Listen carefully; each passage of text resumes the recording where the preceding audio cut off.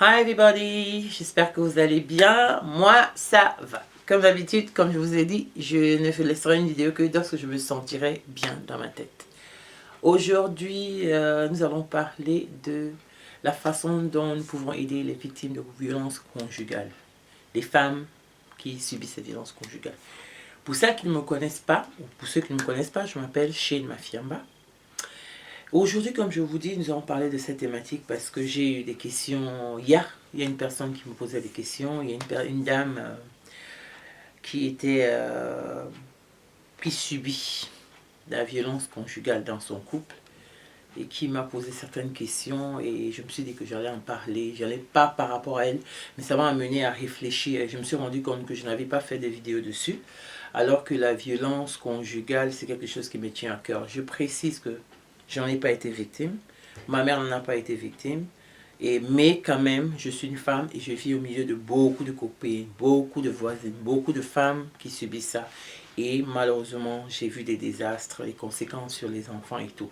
Donc aujourd'hui, je ne parlerai pas seulement de la violence, de comment ça se passe. J'aimerais, moi en général, quand je parle d'un problème ou d'une thématique, j'aime parler de la prévention ou du traitement d'un truc. Bon, c'était mon petit côté peut-être médical qui m'amène à être comme ça.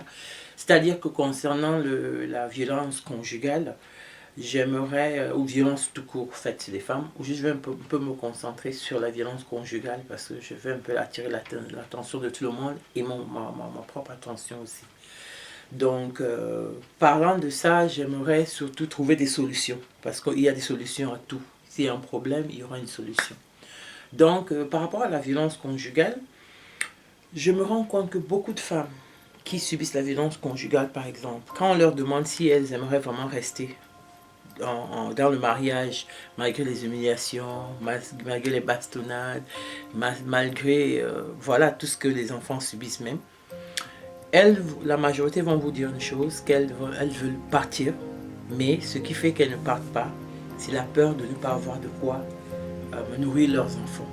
Donc, le manque de finances fait souvent que la femme reste au foyer. Et je précise, parce qu'il y a récemment, j'en parlais avec une amie qui me disait que, mais non, il y a des femmes qui ont de l'argent et qui ne, how do you call it? Et qui n'ont pas ce problème, elles peuvent partir, elles peuvent élever. Je dis que oui, mais si elles ne partent pas, il y a quelque part alors un volet qui est un problème de manque de confiance en soi. Donc je vais un peu parler de ce côté-là et de manque d'argent. Je parle de manque de confiance en soi et aussi de manque d'argent. Donc je commence par le manque de finances. Souvent on voit que bon, les femmes, au début quand elles rencontrent un homme, les jeunes filles, moi j'ai grandi au Cameroun, j'ai fait des études avec beaucoup de filles. Il y avait beaucoup de filles qui allaient à l'école, qui étaient très brillantes. Et une fois qu'elles se sont mariées, parce qu'elles ont pensé avoir des enfants, donc elles se sont sacrifiées et pour pouvoir avoir des enfants, ce qui fait qu'elles ne pouvaient pas travailler, donc elles n'avaient pas de valeur monétaire. Et le fait de ne pas avoir cette valeur monétaire les a affaiblis. C'est ce qui fait que, à force de demander à l'homme même l'argent pour des garnitures, des choses minimes, elles sont devenues comme des enfants. Il y a des hommes qui ne sont pas assez intelligents, c'est comme ça que je dirais, qui ont utilisé cette faiblesse pour les mater, pour les maltraiter, souvent même devant les enfants. Et des fois, malheureusement, pour celles qui n'ont pas trop de chance, elles ont été carrément victimes de meurtre. Donc pourquoi on n'arrive pas là? Je donnerai des petits conseils, par exemple pour les femmes.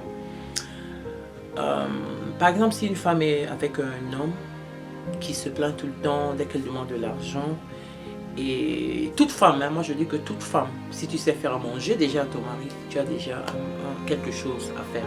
Tu peux faire à manger, tu peux faire à manger, faire la nourriture à la maison et faire livrer.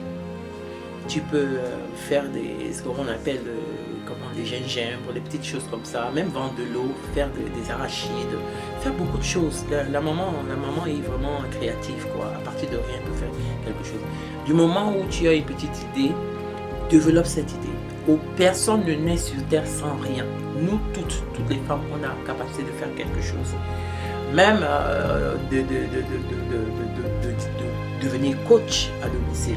Il y a des conseils qu'on donne aux femmes. Il y a des femmes qui ont des problèmes, qui cherchent des personnes à qui parler. Il y a des mamans qui sont extraordinaires.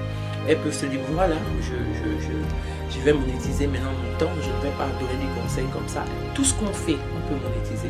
Elles peuvent devenir des couturières, elles peuvent, voilà, elles peuvent, par exemple, devenir préparer à manger pour les fêtes. Elle peut faire la déco, elle peut faire... il y a plein de choses que la femme peut faire. Mais souvent, qu'est-ce qui arrive à la femme qui a subi les violences conjugales? Son moral est fracassé, c'est-à-dire elle est dans un ring en permanence avec son mari. Moi, je parlerai du ring, je parle toujours de ring, parce que la vie, c'est un ring. La vie, c'est un ring, c'est-à-dire que pour avancer, c'est pas qu'il faut se battre. Hein. Je veux simplement dire qu'il faut avoir beaucoup de courage pour avancer. Des fois, quand on est dans le mariage, pour pouvoir sortir, surtout quand le mari commence à être violent, pour que la femme s'en sorte, il faut déjà qu'elle ait des gens autour d'elle qui la soutiennent. C'est là où moi je veux intervenir aujourd'hui vraiment. Le reste là, c'est pas important, c'est le soutien qu'elle a autour d'elle. Number one, belle-mère. Maman, la mère du mari. Intervenez à temps pour ne pas pleurer demain. Quand vous voyez que votre fils bat votre belle-fille, ne vous glorifiez pas. Ne vous glorifiez pas. Moi, j'ai une amie, elle va reconnaître ce truc. C'est lourd. Hein? Elle était enceinte. D'accord? Son mari l'a fracassé. L'a tabassé quand elle avait 8 mois de grossesse. Déboîté. La cuisse de son enfant, le genou de l'enfant était déboîté. Et il a fracassé le bras de l'enfant. 1 mois plus tard, l'enfant est né avec toutes les parties. One hand here, les pieds là. La belle-mère, le lendemain qu'on l'ait tabassé au point, elle a failli mourir. Elle est venue lui dire que tu sais pourquoi mon fils t'a tabassé? Et parce que tu as une grosse gueule. You have a big mouth. Mon frère. Maman. Ah, du tout. Vous êtes assise comme ça, on fracasse l'enfant de quelqu'un. Le jour que vous avez demandé la main de l'enfant, là, c'était pas ce que vous avez promis. Vous êtes assise comme ça, puis votre fils tabasse la fille d'autrui. Non seulement il peut perdre sa vie, mais vous allez aussi perdre votre enfant. Parce que lui peut faire la prison à vie si tue votre fille. S'il tue sa femme. Donc il faut intervenir quand vous voyez déjà qu'il y a des problèmes. Par rapport à la jeune fille, elle est votre belle-fille. Donc elle est ce qu'on dit en anglais, your daughter in love. Pas in law, in love. Vous devez l'aimer. Vous devez la protéger. Ses parents vous ont donné cet enfant. Elle savait qu'il y avait la mère, il y avait une maman qui s'occupait de leur fille. Aidez-la, soutenez-la, donnez-lui des conseils. Faites qu'elle se sente comme votre fille. Pas comme une étrangère, pas comme une rivale. Aidez-la, parlez à votre fils. Gardez les enfants, s'il faut garder les enfants. Il y a des mamans qui refusent par exemple de garder les enfants. Gardez des enfants. Et les belles filles, les belles sœurs aussi. Soyez la complice de votre belle sœur. Si vous voyez qu'elle n'a pas d'argent, si vous avez des contacts, aidez-la à trouver un travail. Aidez-la avec vos neveux qui vont s'occuper de vous demain quand vous serez âgé. Ne restez pas à vous dire que « Ah ouais, ce ne sont pas mes enfants, c'est les enfants de cette femme. » Mais c'est quand même des enfants de votre frère. Aidez cette femme-là. Redonnez-lui un peu, redonnez-lui un peu des idées de beauté, comment elle peut faire ses cheveux, comment elle peut se... donnez des conseils de femme, comment elle peut retrouver sa féminité qu'elle a perdue avec des grossesses. Cette solidarité féminine-là, on doit la voir. Nous, les femmes, ensemble, nous sommes bien. Quand nous ne sommes pas ensemble, on peut se déchirer. Je sais de quoi je parle. Je sais de quoi je parle. Quand les femmes sont ensemble, elles font de bonnes choses. Et en même temps, les femmes sont capables de tout déchirer. Comme des chats sauvages. Elles sont... Je prends moi cet exemple parce qu'un chat sauvage, vraiment, on lui God no. C'est comme un léopard. Donc, aidez au moins votre belle sœur à pouvoir reprendre confiance en elle, à pouvoir voilà, repartir au boulot. Là, il aura une deuxième source de revenus. Et votre frère, et comme vous-même, vous allez en profiter. Là, les tensions vont un peu descendre. Maintenant, même si si ça ne va pas, permettez à la jeune fille de rentrer chez elle. Permettez-la de partir. Mais avant qu'elle ne parte, même si elle quitte votre fils, ou voilà, si elle quitte votre fils, il y a quand même les enfants. Aidez-la de temps en temps. Faites des courses, aidez. Mais avant même, si la femme ne se sent pas bien, jeune fille, si ça ne va pas, ne cachez rien à vos parents. J'en connais beaucoup qui disent oui, mes parents m'avaient dit de ne pas me marier. Oui, ils avaient dit. Ce sont vos parents. Ils vont vous accueillir. Parents. Poussez pas vos enfants à rester dans un mariage. Quand il vient vous dire maman, on me bat beaucoup, papa. Le monsieur là, quand il me tape, j'ai l'impression que je veux mourir. Combien de parents vivent aujourd'hui avec ce remords-là?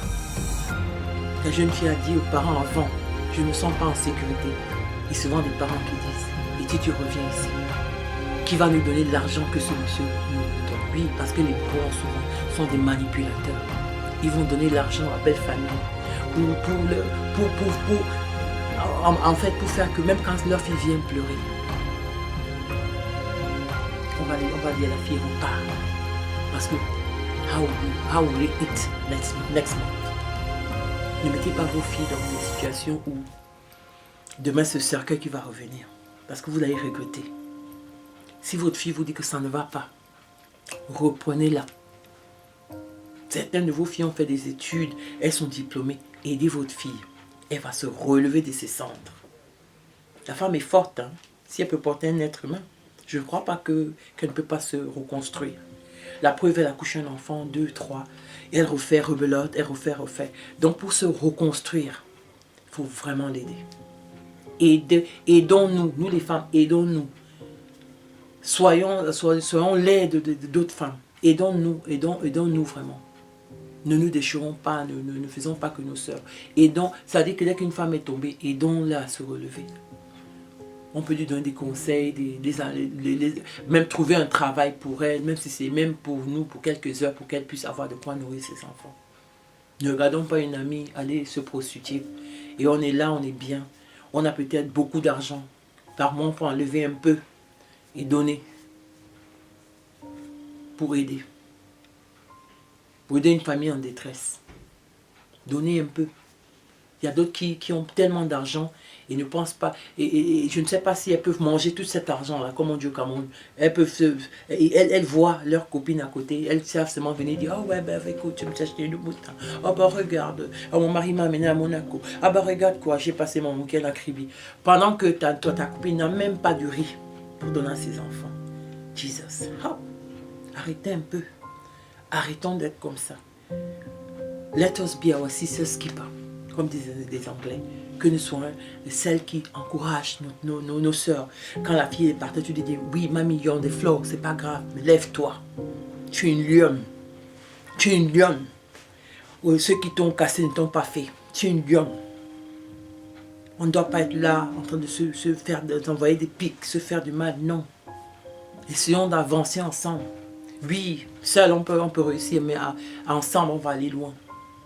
Soyons celles qui relèvent une femme quand elle a été blessée. Parce que la plupart des femmes restent dans de mauvaises relations. Parce qu'elles n'ont pas de soutien. Et surtout pas de soutien des femmes. Donc ensemble, essayons de souvent trouver des solutions pour une femme, une amie, une cousine, une femme tout simplement qui a des problèmes. Car comme on dit en Afrique, même les enfants qu'elle a, c'est tout un village qui élève un enfant. Donc je vous demanderai d'être très très calme, très très gentil avec les femmes qui ont des blessures causées par les violences conjugales.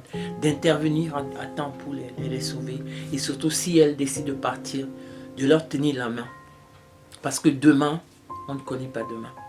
Celle que vous avez sauvée peut être votre ange. Elle peut être celle qui va nourrir vos enfants. Vous pouvez mourir et cette femme reste s'occuper de vos enfants. Vous pensez souvent à ça. Je sais que j'ai souvent des scénarios bizarres dans ma tête, mais c'est vrai. J'ai des exemples. Si je commence là, je ne vais pas finir. mais même peut-être quelque chose que vous avez demain et cette même personne que vous avez aidée qui va vous redonner le même courage. D'accord? Soyons cool l'une envers l'autre. Et aidons une sœur qui a connu la violence à s'en sortir.